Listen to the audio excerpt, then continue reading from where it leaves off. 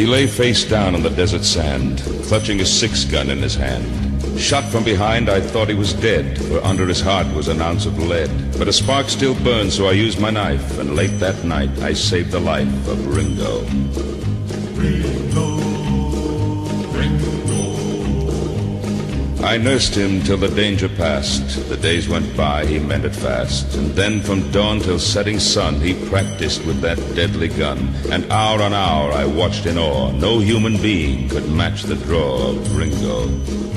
Ringo, Ringo.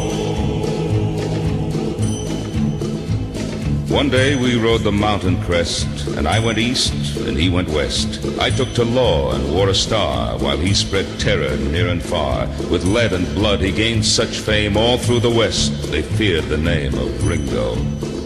Ringo, Ringo. I knew someday I'd face the test, which one of us would be the best. And sure enough, the word came down that he was holed up in the town. I left the posse out in the street, and I went in alone to meet Ringo.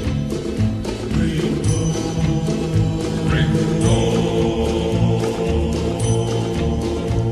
They said my speed was next to none, but my lightning draw had just begun when I heard a blast that stung my wrist. The gun went flying from my fist, and I was looking down the bore of the deadly 44 of Ringo.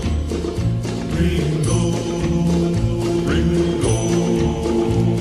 They say that was the only time that anyone had seen him smile. He slowly lowered his gun, and then he said to me, "We're even, friend." And so at last I understood that there was still a spark of good in Ringo. Ringo, Ringo.